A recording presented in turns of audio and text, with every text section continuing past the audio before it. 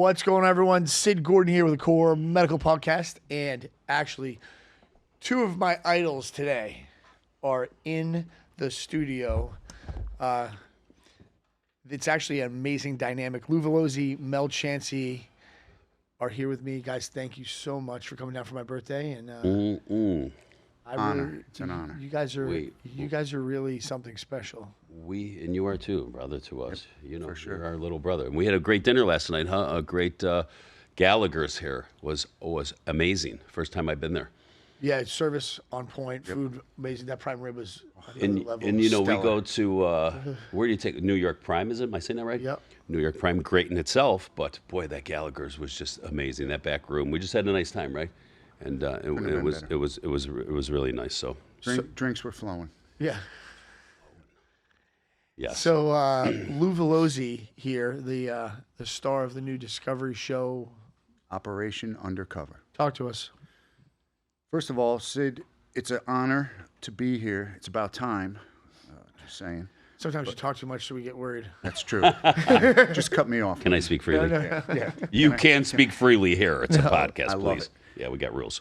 So Operation Undercover on Investigation Discovery, also on Max, HBO Max, also on Discovery Plus.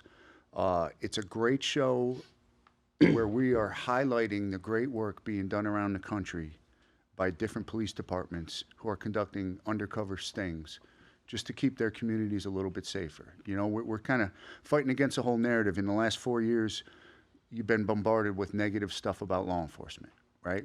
That's the narrative with the mainstream media and, you know, with most channels. Well, the Discovery Channel is taking a different stance.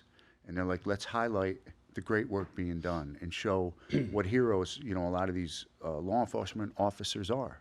So my only job in this show is to make rock stars out of these cops, to show what they're doing, and they let us in on the inside of these undercover operations, and we're just bringing it to the screen. What's amazing is that, like, you know, Mel back in the day probably wasn't the most fond of authority, but he was friends with every police officer in Chicago. Yeah. True. Best friends with the ATF officer. Chris Bayless, Chris, who ended up doing my case, we became friends after. And you know, when you really take the time to understand like that community, it really is like a lot of sacrifice, and the people that really don't support it and feel like it's a fucking shitty thing to do and we don't need policing and we should defund it, can really go fuck themselves. Oh, you know what I'm saying? Like the reality of it is can you imagine if there was no police officer? Can you imagine if there wasn't a police officer when your mother was getting robbed? Yeah. You took the words right out of my mouth. I don't care back in the day. I don't care if you're a mobster, you're a 1%er biker or whatever. You are glad that there's a police force there that are going to take care of your mother on a 911 call, take care of your sister on a 911 call. And I don't want to hear the chest beaters go, they should have called us. Beat it with that queer shit. You are glad that there was a police force around there doing their jobs, right? Hence why I never had a personal issue. I didn't know Lou during my RICO thing, and I didn't know Chris Bayless during the RICO thing. But I knew the ATF guys that were on us and the Chicago, you know, the organized crime guys that were on us. And I talked to them just like this every day. How you guys doing, man? I remember one time I told a story. A couple new prospects are at the clubhouse. I come out after a meeting. They're hiding behind garbage cans. What are you doing, boys? Feds are out in the alley trying to get our picture. I go, if you two fags are afraid of getting your pictures taken, you don't belong here. Right? Because you're going to get your picture taken a lot. Stand up. Come on. I brought them in the alley. Boys, hey, Mel, we just need to get the new guy's picture right. Pose for the picture so they get out of our alley. That's what I made them do. You're going to get your picture. This ain't here. Don't come around us if you want to be covert. It's not happening. That's funny, Mel, that you say that, because throughout my career, I saw that there was actually a mutual respect between us and between the old gangsters. Right. You know, they had their job, we had our job. We both knew it, but there was a mutual respect. Of course, there was. We knew who they were. They knew who we were. 100%. And you know, they knew the game, right? You know, we're trying to lock them up. Right. You know, yeah. And we knew the game too. Like, you know, if we stepped into something, we could get hurt. Yeah. But that was part of it, right? Those were Yeah. the Yeah. inherent risks. But there was a respect there, man. You know? 100%, and you're always right. You said one time it was like the old cartoon, punching the time clock. Everybody goes to work and does their thing, and when it's all done and over with, hey, Lou, see you later, man. Yep. Have a good night. Take your lunchbox and walk away. Yeah, for sure. So were there ever situations, I don't know if this is overstepping boundaries, where like you'd see something bad happen, Lou, in your career and be like, fuck, man, like the way I have to handle it's different than the way that they have to handle it, but I hope they get to handle it before I do. like a woman gets her fucking head kicked in by some dude, and you know they're connected to like, you know, if it was Mel's girl back in the time and they got their head kicked in, we all know what happened. What happened then, right? But if you handle it, you had to arrest him. But you really wanted, obviously, to see the guy fucking probably get his fucking. For sure. You know, that happened a lot while I was deeply embedded undercover. You would witness things that, you know, in the real world, you know, Lou Valoze would have taken action, right? When you see a victim and you see some violence and you see something terrible happening to someone. But when you're deeply embedded, all you can do is document it in a report and move forward, which kind of tears at you a little bit, right? You know, you can't come out of role unless, you know, if someone's about to be killed or something. But I saw a lot of beatings. I saw a lot of terrible shit happen to people. And again, Sal Nunziato, who was undercover, all he could do was document it in a report. But Lou Valoze wanted to kick some heads in at that point. That's a rough one. He's a good question. It's a rough one. I have to watch that, and you can't act on it, right? Like, you know, we know how you are. You're doing it. You see some dude beating the heck out of some chick, you're going to want to. The Sid Gordon's going to want to step in and step up to the plate. But if you're the agent side, you got to kind of not ruin the day. Your job. Well, the problem is it's really hard to justify your actions on the stand in federal court.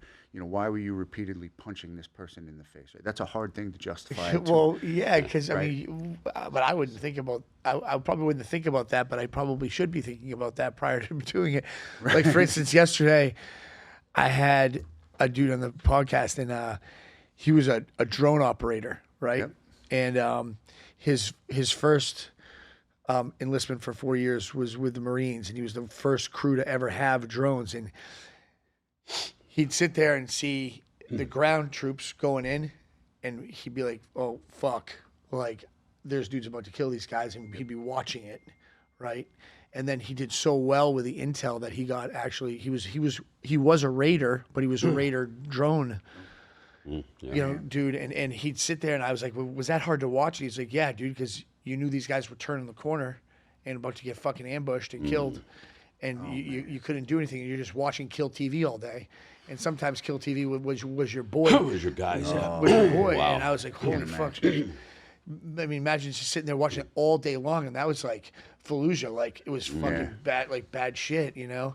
I mean, I can't imagine, like, that dude's got to be fucking playing that tape constantly. He's been out for like 9 years, but that was got to be... Oh, yeah, that's tough. A hard play. All right, positive note, Mel. Let's talk about the new John 360. The new shirts, huh? Yeah. Man, I'm stoked on the new shirts, you guys. Thanks for bringing us one. I will get on it. You know, Little Mel runs everything. I have to say Little Mel now. So you want me to blame her? I have to say Little Mel now because me and Christian were just talking earlier, and you know, when I say, yeah, Mel runs all the shows and Mel does this, somebody said to a good friend of mine, "Why does Mel speak in the third person?" And the guy goes, "What are you talking about?" He goes, Mel speaks. He goes, "Oh, he's talking about his wife. His wife's name's Melissa Mel. He usually says Little Mel. I call her Mom. I call her Mel." The guy thought I was speaking in the third person. Which is kind of cool. Yeah, because I mean, I'm not a scholar. I got my GED in a joint. I don't even know what the third person was when he said that. I'm like, what's he talking about? But anyways. So Little Mel made. We got the new. We got the new. Make this shit up. We got the new design right there. Am I showing it? Is it in the thing, Christian? We got the new. We got the new. The logo. It looks kind of like he had a stroke. It's pulling up on my arm. But on the John 3:16 devotional shirts, and the reason why what we had to do this is because we were getting date raped, and the companies came out and started doing the John 3:16 devotional. Well, it all started with Hulk. No. Let's just back up a second. Okay. You spend $1,500 a month. Correct. To buy these T-shirts, to pay for kids so they can eat in Or they Chicago. can eat for the And boxes. you of don't even Hope. get your $1,500 back. You No, give we- you give that in plus all the money from the shirts. Yes. And it goes to feed children in Chicago. Goes to feed children in Chicago. The called Boxes of Hope. Okay. So, now some fa- let's just understand how many scumbags there are out there. Well, and this because this is some real fucking shit right here. Go on. Okay, so we started it, just like Sidney said, me and my wife pay for the shirts, 8 and some change. We sell them for $25 on the website. Every penny of that $25 goes to them children. That is like me and my wife where we tithe. I'm not at a church on Sundays a lot. We travel a lot and stuff like that. So that is what I tithe. Yeah, $1,500, $1,600 a month. Sometimes it gets a little heavy, but God provides, right? I'm good with the businesses. You know that. So I'm good. So comes out of our pocket. We feed them children. This is for children, families that qualify for it. And sometimes Friday afternoon would be the last meal that these children eat from school. Now we all got kids. Till Monday. Till Monday. We all got children. Imagine we weren't doing good. We're scrounging around on Saturday and Sunday to try to feed our children, and we can't do it. So this is how this started with the Firehouse Chapel. Pastor Steve Trolio, 40-year friend of mine. So me and Mel jumped on the bandwagon. Wristbands are $5. All donation. Every penny goes to these kids. Well, Hogan, Terry, my good friend Terry, goes on the Joe Rogan show, and he's got the John 3:16 devotional team. He wears them on every single podcast. Every he single does. podcast. Every he podcast. does. He's great for that. Minus the new trademark. Should have put him on the other arm. Just a different version, right? You just don't have the strip, right? Oh my God! How many times have we been together when people are like, "Oh my God, there's Hulk Hogan"? Yeah, they see the mustache. They're like, oh, okay. So he goes on Rogan. Where's the shirt? Our sales blow up. Everybody's coming to the website. But 3-4 days later, I'm getting 100 calls. Boy, go on Safari.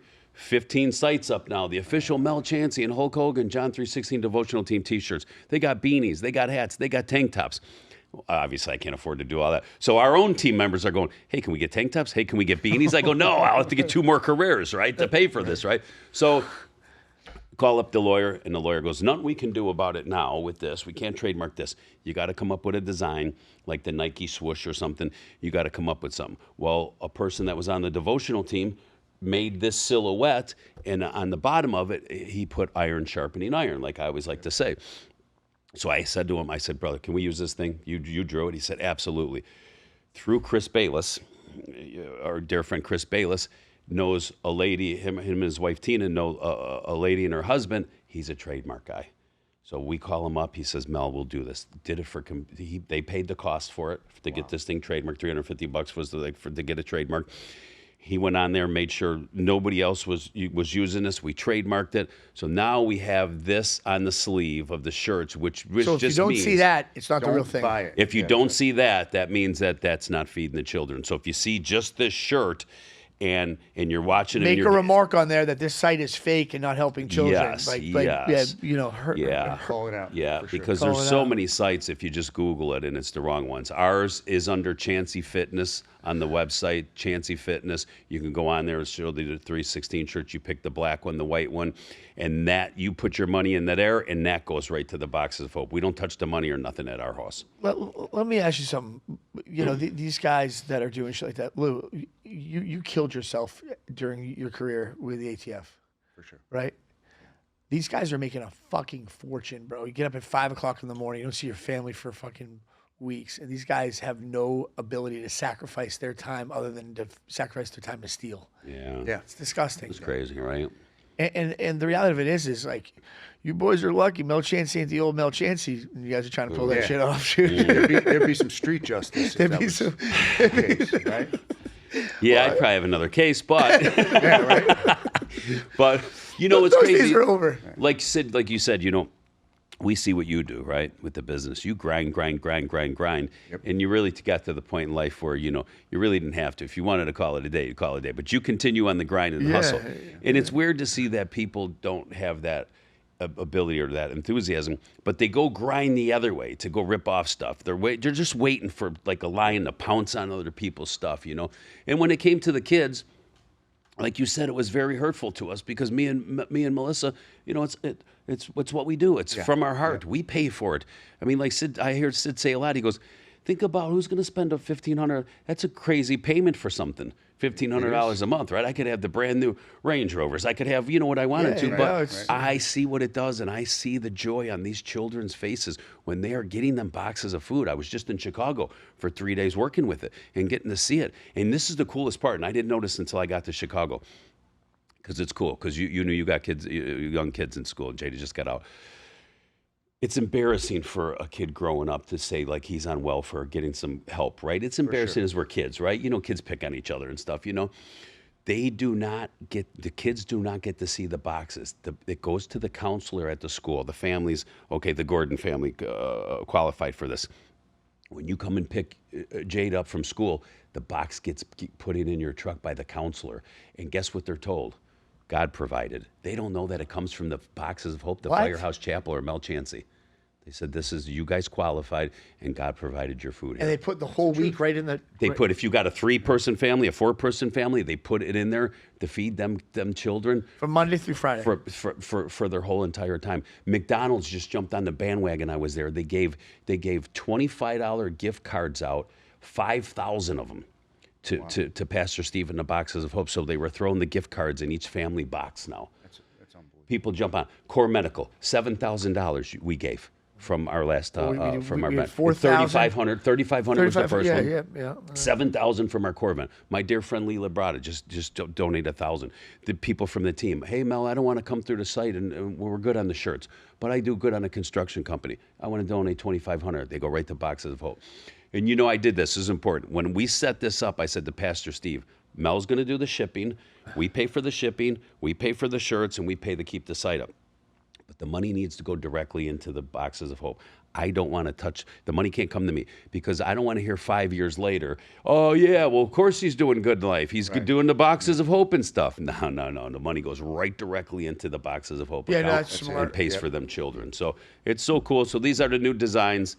www.chanceyfitness.com. $25 for these shirts, and every single penny goes to them children. This week alone, we fed 375 families. And Amazing. The reality of it is this is what I say to myself like every week. Like, what did I do to help somebody else, right? So if you haven't helped somebody in a while, and even if it's $10, right? Yeah. I can promise you something right now. I would not be as successful as I am today if I wasn't helping other people, right? Yeah. For sure. And every time someone's in a bad spot and I help them, it comes back to me like tenfold, which is it's crazy. It happens every single time. Like, just like the small stuff too, man. It's like, you're out there living a great life. You got the fucking whatever it is, beautiful car you have. You have a nice house. You got the whole 9 yards. But there's a lot of scumbags out there that take that shit for granted. And, For sure. And need to really level up a little bit when it comes to. And it's not always Giving helping back. somebody out financially. I watch you guys. We're on an amazing team, right? All of us on Core have a story and have an amazing walk, right? Helping them out with their time, calling them on the phone. How many people call us up and say, "Hey, man, I just needed to talk. I need a shoulder to talk to," and I'm well, don't text me here. Here's my number. Call me. What do you got? What do you got going on, bro? Yeah. Let me help. I'm gonna throw, like John Bernthal said something about me, and it was the best thing. He goes, Mel's that guy that was in that valley for so many years, man. I created my own valley. I was in that valley. And once I got out. It wasn't a good valley. Yeah, it wasn't a good valley. No, it was a bad valley. It was a bad valley. There's some good points, but it was a bad valley. Yeah, bad valley. There's some highlights. And John said once Mel got out, man, he wanted to help his brothers and sisters down in that valley. And that made me feel good coming out of John. It made me feel good, And that's what it's about. It ain't always about financial. I watch so many guys that are around our circle that will help somebody. First guy to take a call. Sidney, you're one of them, man. You're always trying to help somebody out. Whether it's they're having a problem with their business, how many businesses are you going to do? You know what I mean? Like, and you're not asking for no money back. You're just saying, hey, pass this forward. Well, it helps me with my business. Like, whenever, like, for instance, the show that he's on now is, the key point of the show, right? You're on there.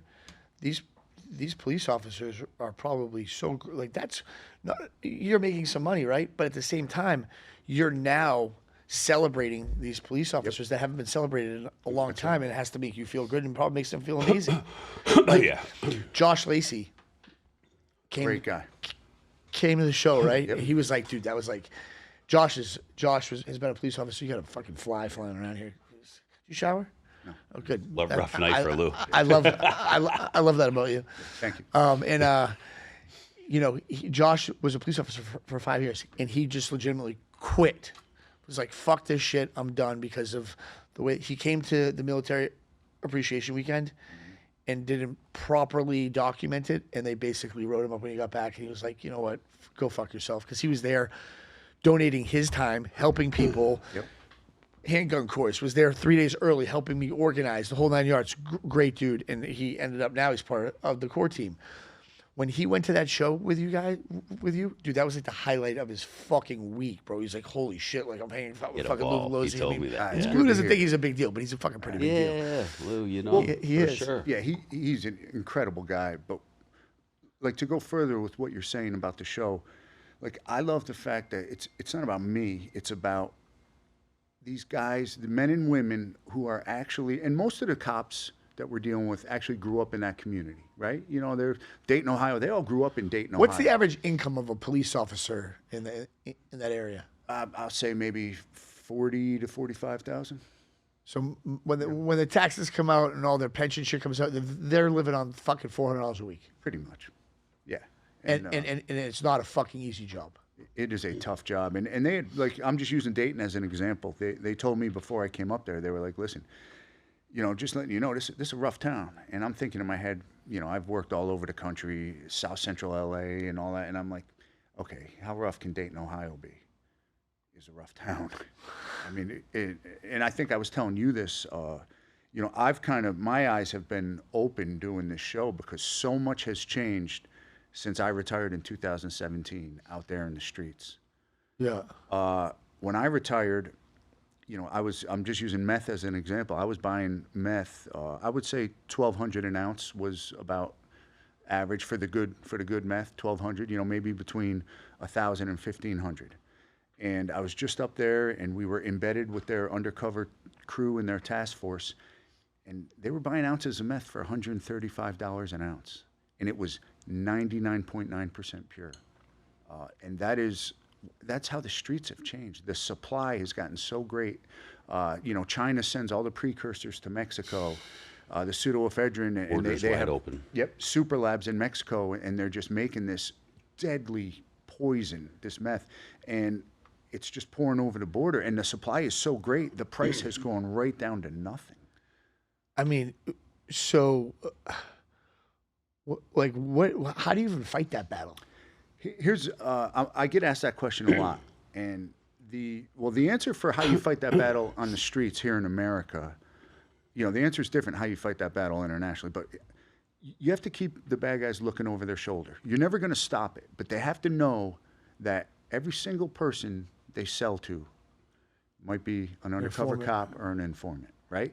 Keep them looking over their shoulder. If you don't at least keep them looking over their shoulder and at least take out the trigger pullers and the worst of the worst, it's going to be anarchy. It's just going to be wide open. Think about how many people are dying over like $130 bag of fucking meth. Not only from like maybe an overdose or an accident or going insane, but like people will kill another person for that amount of fucking. Without question.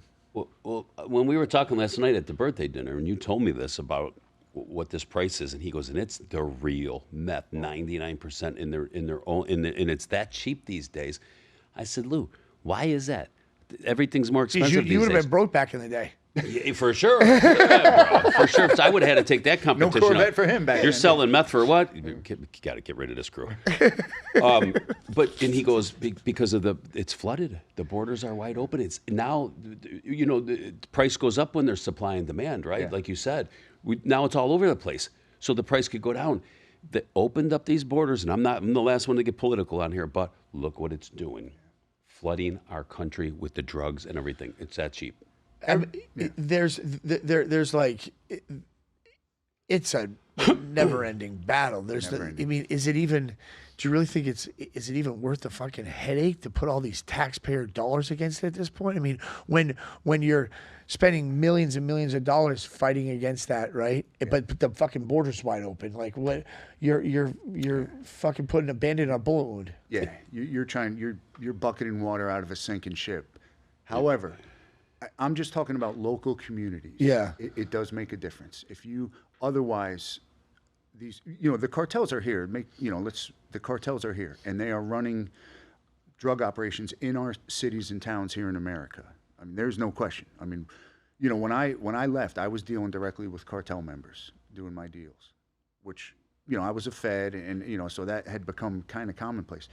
Local police departments now, local undercover guys are dealing directly with cartel members now. So they're here and they're running the show. So we have to at least send a message out. Like you said, yeah, we're trying to bucket water out of a sinking ship, but for the community's safety, you got to send a message to them that we're still here, we're still watching you, and we're still enforcing our laws. So it is necessary, although we're not winning this war. This 40-year war on drugs, we've lost it. Constant battle, Yeah. like you're saying. Yeah.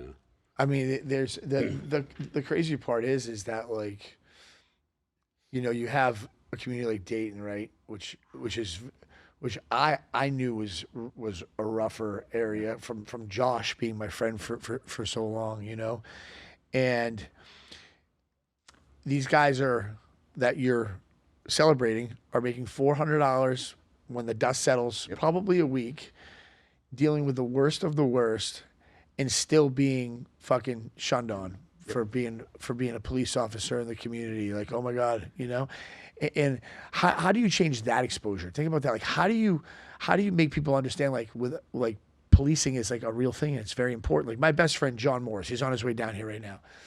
He's a firefighter, right? He'll even tell you when that fire, when he drives the chief around, and he's got a very important job because that's the dude that analyzes a situation of fire, tells everyone what to do in that situation. If that guy makes a bad call, a lot of people die, right? Mm-hmm. A fire truck will come down the street in Boston, and everyone will run for the hills when they're trying to figure out what the fuck's going on, and no one will even help them.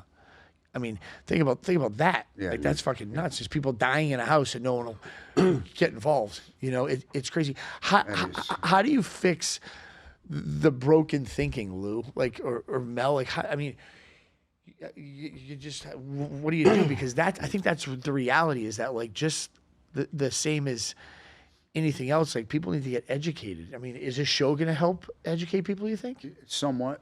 I think there's been a false narrative put out there to the American public, a false narrative that America is bad, right? America is bad. We've done bad things.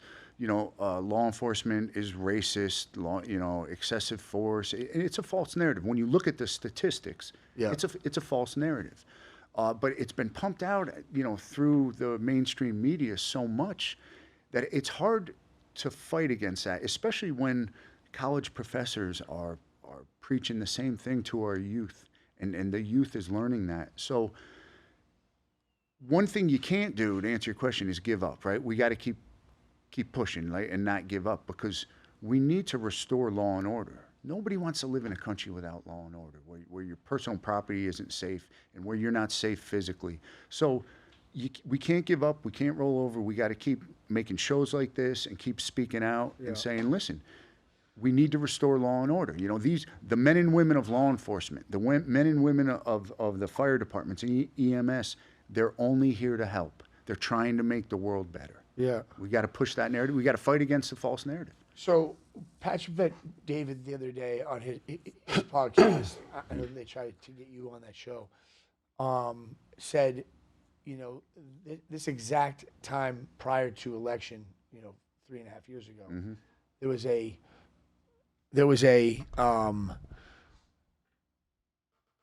kind of deterrent put out there where it was like, black against white. Yes. Oh, yeah. Right? Yeah. There was black against white Huge. during that election time. Sure.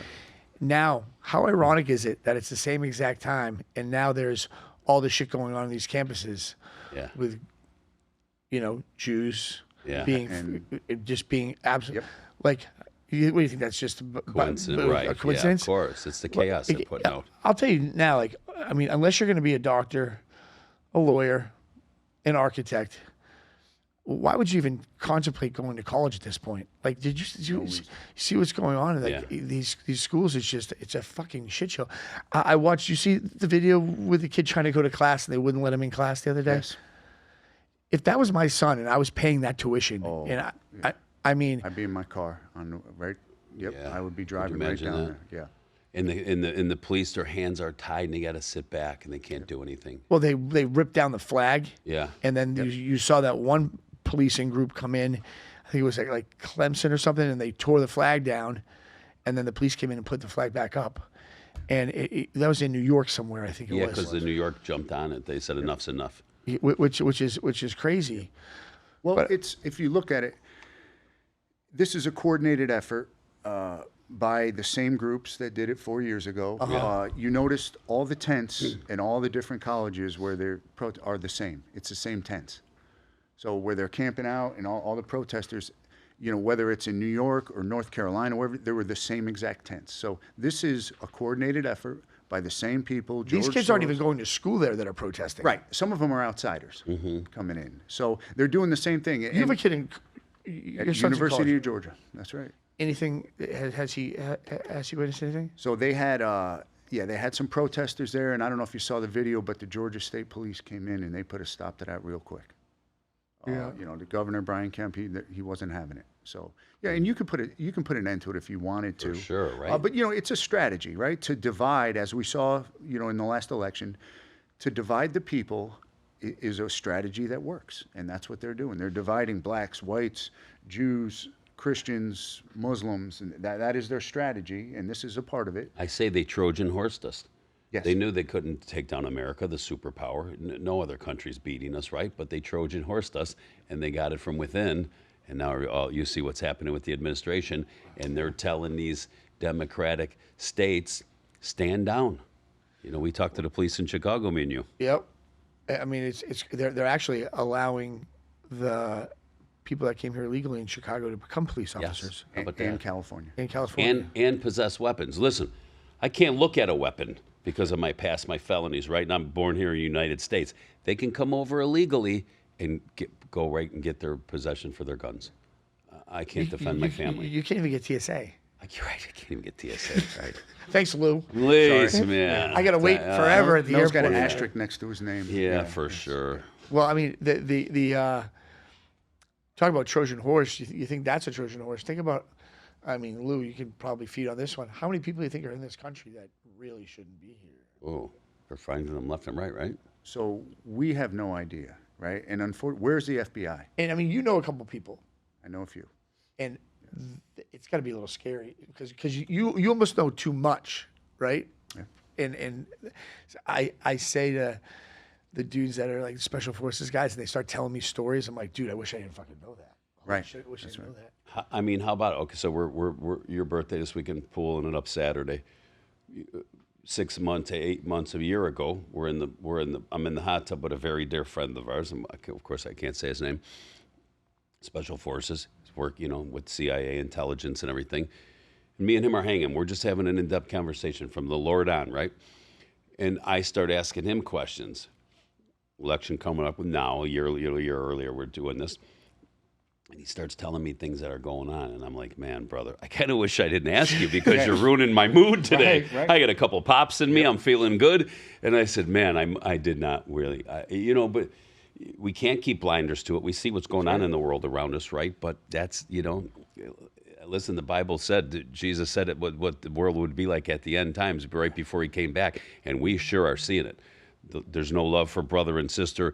Everybody's out for themselves. Mothers against daughters. They're separating everything. Not only from, like Sidney said, from the race side, they're separating it from families. You got families feuding with each other because one's a Republican and one's a Democrat, or one doesn't believe in this. Or now you got the new ones that, they can identify as a season. Right. I identify as spring. I identify as winter. Who the fuck thought of that? In Chicago actually too, they have kitty litter boxes because people are fucking identifying as a cat As a cat. to go piss in a fucking kid. And here's I would why, beat the brakes off my kid. Yeah. Call DCF now. Right. Like, you know what I'm saying? Like fucking My kid's peeing in the cat box. But here's why they're almost encouraging that, right? The why? administration. But- it's a distraction. Think about it. You would be astounded, right? The average American, if you knew how many terror cells are in our country right now, terror cells that are set up and established in our country. Yet the average American is worried about his fantasy football, the top 20 basketball tournament and all that, all, pronouns, all distractions. We should all be concerned about terror cells, this mass invasion at our border, but we're being distracted by these things. Yeah. And while we're all distracted Yeah. and not doing anything, it just keeps piling on and happening. So from what you know, if you're a dad or a man of the household, right, Lou? Yeah. What suggestions would you put in place to kind of keep your eyes open and be like on point? Like what would you tell someone to be careful of, or what would you I mean, we can't like over protect our kids because then they don't grow, right? Like Right. we can't like make sure that every second of the day that they're protected, because then they won't learn, right? But on top of that, like what do you say to the dad out there that's like, well, how am I ahead of this? Like, how do I make sure that like I'm not a victim? I'm not the first victim, right? Because if you're not the first victim, you can prepare. That's right. Yeah. Right? You know Right. what's coming then. Yeah. Yep. That's an easy one. It's not easy for me because I have fucking no idea. Well, I'll tell you what. It's as a father, what I would, and I do tell other fathers, is first and foremost time. You spend time with your children and you lead by example, right? If a great leader in the military says, boys, we're going to charge that hill, and he picks up his rifle and he's the first one up the hill, right? So A true. poor leader says, boys, we're going to charge that hill. Go ahead. And he stands there and watches his guys charge that hill. Yeah. So lead by example with your kids. You be that leader, and you have to spend time with your kids and explain things to them. That doesn't mean you have to tell them how they should think, but just show them what's happening in the world. Explain it to them. They'll come up with the right conclusion if you put it out there. But if you don't spend time with them, if you're not spending time with your kids, you can't control what they're going to become, right? And I see it when my son comes home, because even at the University of Georgia, even here in the SEC, he's being bombarded with some propaganda. And, he'll come home and we'll talk about it. And he lays it out there, and I'll say, well, I understand that's how they're presenting this, but let's look at this from, let's go outside and let's look down and let's look at this whole issue, from all sides. And sometimes I'll lay it out and he'll be like, yeah, I didn't think of it that way. But if I don't spend the time with them, that creeps in, when they're introduced to that, it creeps in their brain. Yeah, I mean, I definitely wasn't taught right. Like, my parents did the best that they could do. But Different generation. Different. what I was gonna say, it was a different generation. Like Yeah. Mel said the other day, like these kids aren't drinking out of hoses, Right. Yeah. right? Right. Like, can you imagine if you brought your kid in the backyard and put the hose in their mouth? They'd be like, "What the fuck? What I the- drink out of a hose every day in my life. I remember the taste of that plastic." Like it was, and then Yeah, that's right. And the thing is that like back then it was fine.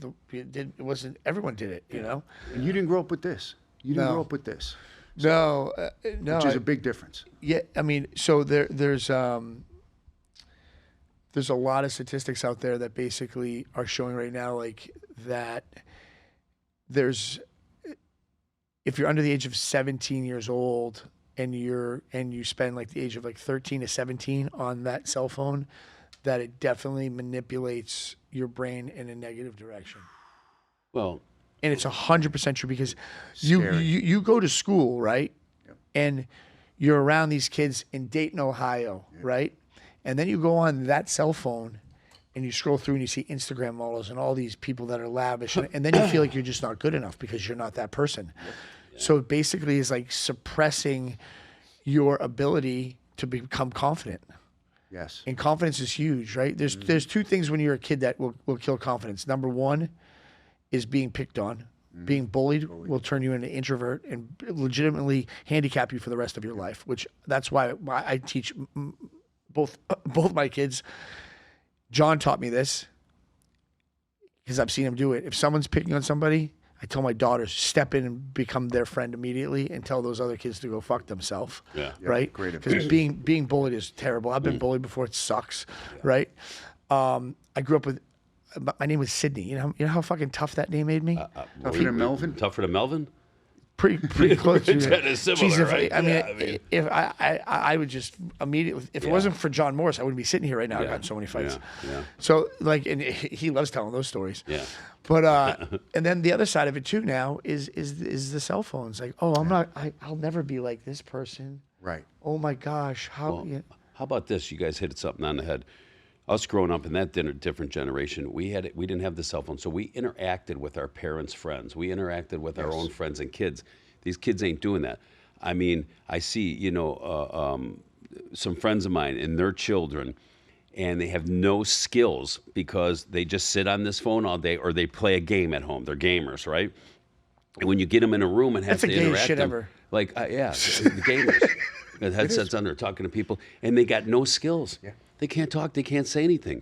It's just so bizarre because they never were interacted like that. So it's like sticking somebody, and I'll always go back to the penitentiary. It's like sticking somebody in an 8x10 for 10, 12 years, and then getting them out, and you expect them to just fit in. He's going to sit there luck, he's going to be like, that's how these children are because they don't have no people interaction. I mean, the coolest compliment that I get is probably with my two kids, Jada and Juliet, because like, for instance, Lou walks in the house, my daughter fucking beelines it, jumps up, gives him a hug, sits there. My daughter drops the fucking F-bomb. She's 4. Who gives a shit? I don't give a fuck. Like, let her swear. Let her tell my friends to go fuck themselves. Like, I don't really care. I mean, she really does. I mean, she does. Yeah. She says some crazy stuff. What'd she say in the office the other day, Mel? I mean, yesterday. You and DB. Well, yesterday, me and him are podcasting. We're working. Everybody knows I love the pool, right? I'm in the pool, right? So my wife, Everybody knows. little Best Mel, ever, bro. is with Juju all day yesterday, and they're at home in the pool, and they're pooling around. Which, by the hanging way, out. his wife, the most amazing. She saved me. Yesterday, She's just Jackie amazing. Sid's wife got very sick yesterday, so my wife was in town, was hanging out with Juju all day. So they're at the pool. So we're working. My FaceTime's going off. It's little Mel's phone, but it's Juju right on the thing. Uncle Mel, and she goes, boys drool and girls rule, right? And I go, hey, we're trying to work over here. And she goes, you motherfucker. And she hangs up the phone on me.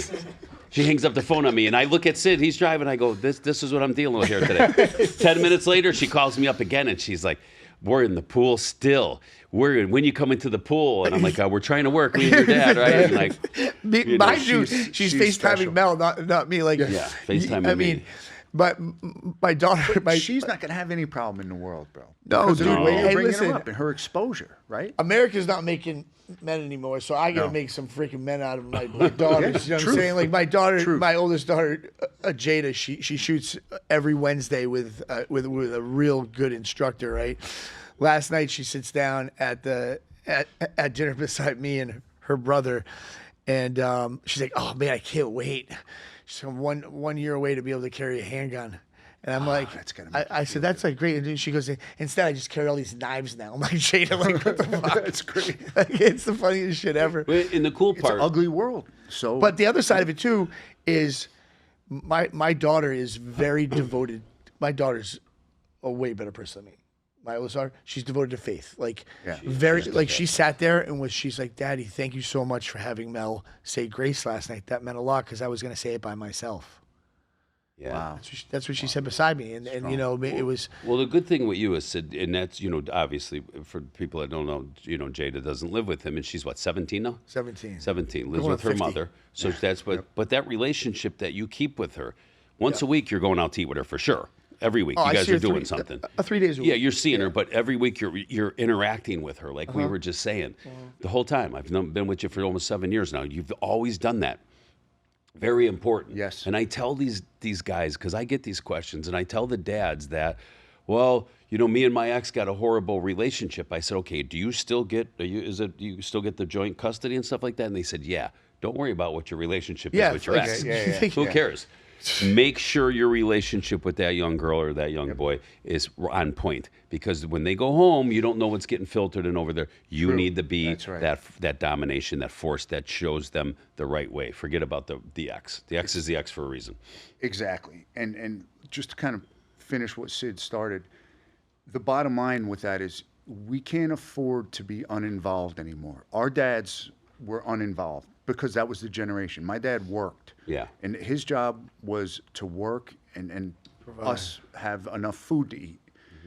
You know, and we just ran. We ran the streets, right? But times were different. You can't be if you're uninvolved in today's world, you can't just be uninvolved and hope for the best for your kids, because it's going to end badly. You have to be involved. That's fucking true as Spend can be. time and talk. Yeah. Otherwise, you're going to get a product that you didn't really intend. Well, I mean, listen, I can tell you right now, my youngest daughter has a healthy household most of the time, right? Yeah. But when it's not healthy, it's because of me. It's not your fault. It's not my fault, right? And the hardest thing that I ever dealt with in my life was, I remember the first night sleeping after having Jada, going to bed and not having her in the house. That was one of the most difficult things I've ever dealt with in my entire life. But at the same time, divorce is not the end of the world if you're not selfish throughout the process. Yeah. What happens is that you get so deterred from your ex that it makes you just like, fuck this. And then the child suffers. You have to be a real fucking man and take your take your lickings. Yep. Believe me, my ex and I get along way better now than we did back in the day, and I'm grateful for that. Yeah. Super grateful for that. But you know, there were times where I was like, my ex is being so hard on me that I don't even want it. I want nothing to do with it, with her, and that would cause a ripple effect down to Jordan and to Jada. Yeah. I mean, listen, Jordan and I have an amazing relationship. He's not my son, but he's my son. I've had him since he was 4. Yeah. And if I gave up on both those kids because of my ex in that relationship, they probably wouldn't be where they are today, because I'm pretty hands-on. I try to be hands-on. I got a lot going on in my life. You are, yeah. But at the same time, divorce isn't the end of the world. It's how you fucking handle divorce. And I see a lot of dads just be like, oh, And you make it about or you get a them new kids. relationship, and all of a sudden that old family is now gone. bye-bye. See you later. And you make it, But you took your lumps like a man and stayed involved, and that's why those 2 kids are what they are. And you know, and you meet those 2 kids, and you know right away, man, they were raised correctly. Well, I mean, just to wrap up, before we do wrap up, you know, Let's talk about ATF. let's not talk about ATF. You want to talk about the ATF? We can talk about the ATF, but before I do wrap up, I want everyone that's listening over the age of 40 years old to think back of their high school and think back of how many kids in their high school or in their circle tried to commit suicide when they were 13 to 18 years old. Do you know of any? No. Do you remember any kids? Wasn't a lot. I mean, I do know one kid, and he killed himself when we were in like 7th and 8th grade. I think it's just a state of depression. But I'm 55. One. I never heard You of know what I any mean? of that. Last week alone, inside of our circle, I know 2 kids under the age of 19 that tried to commit suicide. Yeah, man said, yeah, very close, yeah. Wow. The And same way, it's the same day. It's almost like I called up Sid and I said, is there something on the internet that's like telling them to do this? Because they're so separated. we both had it in our life the same day, the same way, the same age. From 2 people that don't know each other. We know both parties, Yeah. but they don't. Miles and thousands of miles away. And he when he told me the story, and I go, come on, bro, I'm gonna blow your mind. We just had this in the family, like you know. And the same way, in the same age, at 17, I go, what, is there something out? You know, like we're telling these kids. And, Yeah. But it's the depression that is setting in this world because of everybody seeing what's going on, the money, everything's up. I mean, if people out It's got to there, be contributed to something. And Yeah. I think because of a lot of factors, phones being a big factor, parents not being as involved, our youth is incapable of handling situations that we were capable of handling. Just because we grew up in a different way. And Well, the thing is too. I mean, I can tell you, I've been thinking about it a lot, because as soon as I got that phone call from a guy that I hold in one of the most highest regards. This guy's a stud, and it was his daughter, right? Immediately, Lou, I was sitting in a fucking hospital room with my daughter on a gurney in my brain. I had to pull over on the highway. I was fucked up because I was like, geez. Yeah. And I got selfish over it, right? Which wasn't, but you can't sure, control. it's natural. Yeah. Like, but can you imagine? I mean, we both have daughters. I mean, it's just like, that's just like, and as a father, you're blaming yourself immediately, even though it's probably not yourself. But you know what? I've been thinking a lot about it, like a real lot about it. You know, I really contributed to the thing that we just said before. Like, you see fucking Instagram and you feel like you're just not fucking good enough. You don't stack And I can up. promise you guys right now, the people that you see on social media, if you were sitting in a room with them and you all got to put your problems in the middle of that room, I guarantee you, you'd get up and take your own fucking problems back compared to what those motherfuckers are dealing with. Yeah, 100%. I mean, nobody on social media that's really being productive and really doing it up. And if you're looking at somebody that's you're looking into on a money project, that's really, and they're out and they're showing themselves stepping on a private jet and that they just took a picture in front of, or a rented or a leased vehicle that they said they own 15 of them. It's a facade.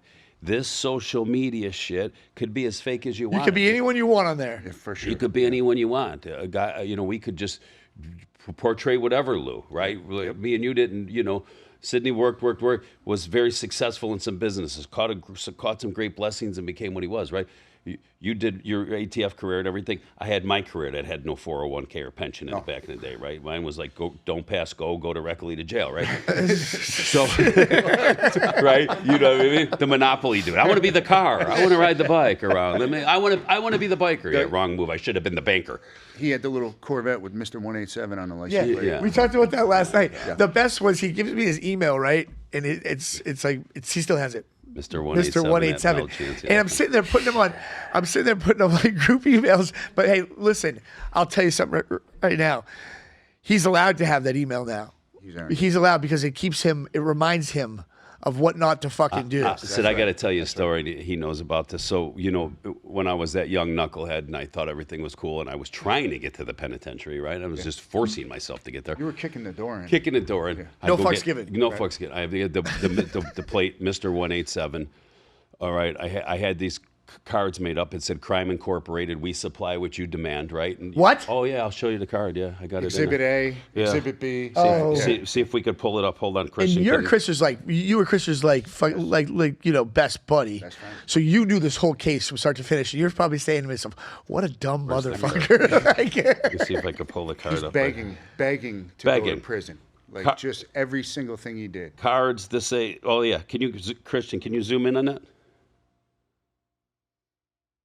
Crime Incorporated. Yep. We supply what you demand. With the bolts. With my name in the corner, Mel, Mr. 187 up in the corner, and Rick, Vice President in the corner, right? So I got that. I got the car going on, right? And now, here I am in trial. How did you didn't know that, How did right? you Yeah. think it was going to end? I mean, what was I no thoughts given, right? I didn't think. I didn't care. No fucks given. No thoughts. No thoughts given. We're gonna get that tattooed. So yeah, right. Yeah, no thoughts given. So now here I am in a state trial for what I did to the kid in the house. Here I am in a state trial, me and two of the other guys in the club, and then we're sitting at the thing, and all of a sudden, it's like day 7 or 8 of the trial. Here comes the prosecutor walking in. She's got a bag of tricks in their hands, and they go, yeah, and we'd like to show you what Mr. Chancey's mindset is. Here's the license plate on his car. He don't care. He's letting everybody know who he is. Here's his business cards. We supply what you demand. Here's these hats he made. Keep America Beautiful, kill the Arrival Motorcycle Club. Yeah.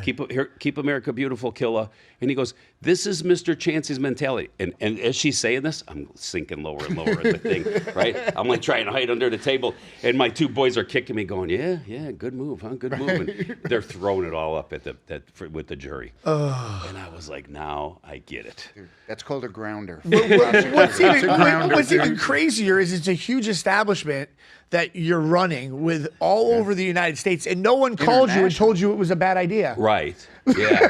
Now, what does that say about all those other knuckleheads? Yeah. They were probably like, Just keep doing what you're doing. You know, you're going. But Oh my you know, we have a gosh, funny dude. thing. We say I was pushing the ATF door, ringing the doorbell. Boys, you home? Yeah, come on. Here, come on, Yeah, man, come on. Come get me. You know, and you know when you're We got a young and minute? you say that. I used to say all the time, you know, there's two spots.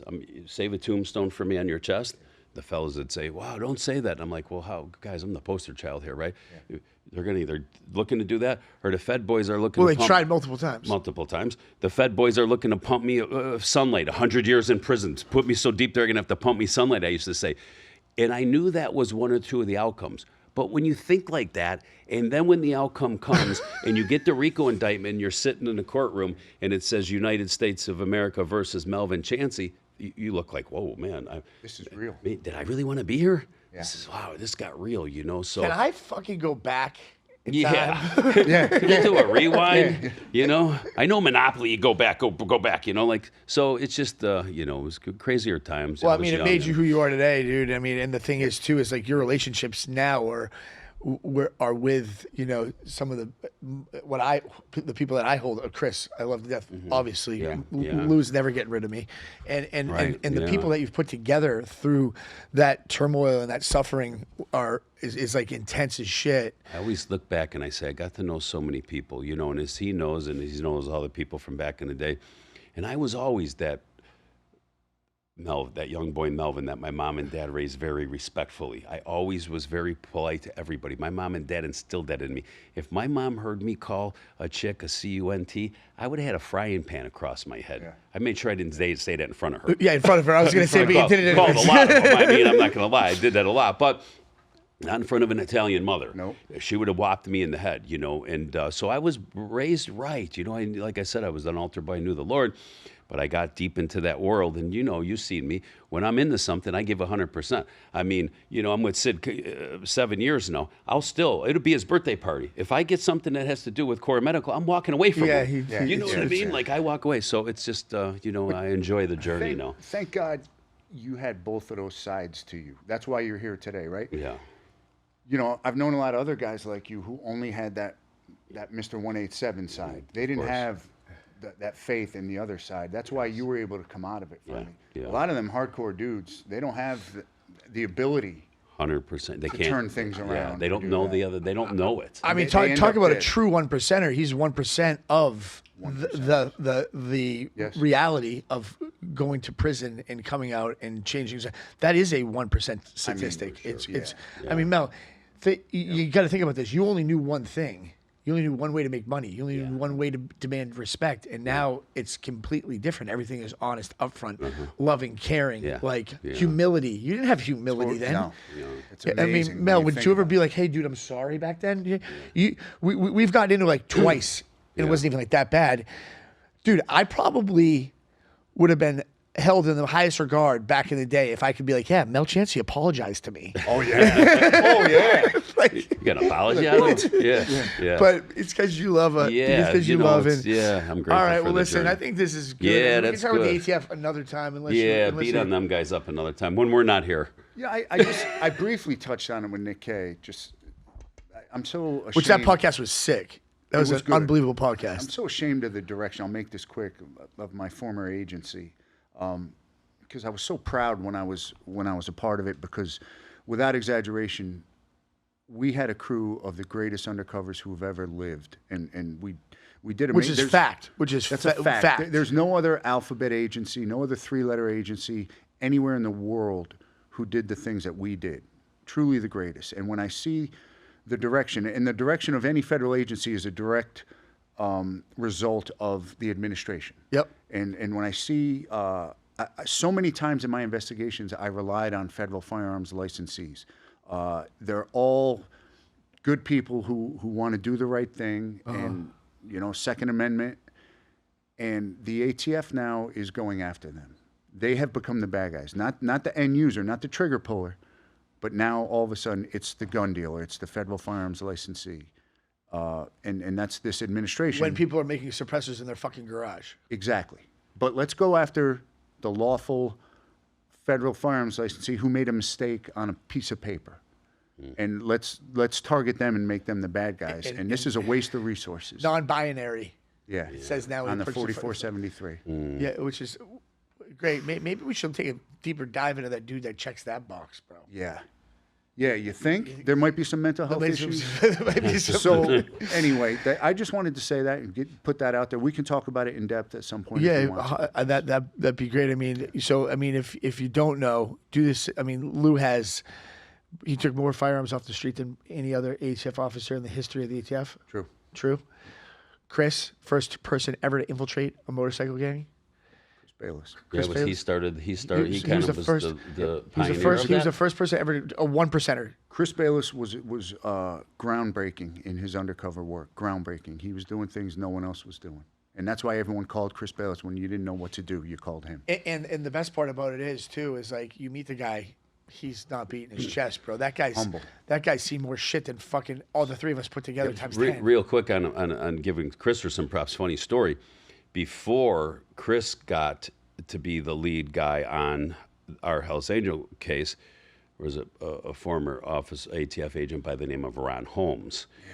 I knew Ron because he would show up at all the events. He'd knock on my door and ring my doorbell like he was my buddy. Hey, Mel, and we're just sitting outside today on the tripod. Okay, Ron, take more videos and take pictures. That's all he had for 5, 6, 7 years. They never got an informant in there. They never got anything. Him and Chris started bumping heads in the field. And Chris said to him, "What do you got, Ron? What do you got on Mel Chancey? 7,000 pictures? Right. What, you went and talked to each one of his girlfriends? Who big deal? Just whatever, you went to every strip club. What do you have?" do you, right? Was that true, right? Do you have a guy that was ready to step up to the plate and say he did this with Mel? No. What do you got Get then, the Ron? fuck out of my way. Yep. So I always Pretty say, much. if that guy stayed on the case, I would have never got caught. Hence, I would have never changed my life because who was pulling me out of that lifestyle? Yeah, God It was bless great, Chris Bayless. Right? Yeah, He got in there and did it, but then he was the one who got in there and indicted me. So it was like that flip side. But I say thank you because the Lord had a plan, because if Ron was still in the picture, it would have been still the same thing, right? Chris got in there. They put him as the case agent. And then 10 years later, because they like to go slow, it ain't that it took Chris 10 years to get us, but the more the merrier. Yeah, exactly. You know, like 2 predicate acts Oh, will they get know what you. they're doing. Oh, yeah. You know what you're doing. You know, we used to It's say, chess, not checkers. you know, Yeah. before when we were finding these predicate acts, and one of the guys would say, "Hey, Mel, okay, if they flipped so-and-so, they flipped him in 2001. It's 2003. How come they're not getting us yet?" I go, because they're stacking more and more. I go, they like it to build up. So 10 years later, you're pleading guilty, and people would say, "Wow, that looks kind of weak." No, it don't look weak. You're going in front of a jury, and you're showing the jury, these guys weren't fucking morons for 2 months, for a year. They were morons for 10. Truth. Shows the jury that continual criminal kind of enterprise with Rico, Well, I mean, right? it's no joke that there's no chance in the world you're winning that. You know. The federal conviction rate is 98%. It's kind of like when you get sued by someone who's worth 10 times the amount of you. You just fucking fold to do what they say. Your lawyer's your mouthpiece, bro. That's all he The is. You're good getting Lord, a lawyer. the good Lord put Chris Bayless in your life. Without Actually, a doubt. I thank Chris Bayless more because Mel's made me a lot of money. Bingo. And that's what really counts. And I'm grateful to No, do I'm that. kidding. Sidney. He's the best. I love it. Guys, we love you. All right. Thank you. We're gonna go eat. And, Or medical. We'll talk soon.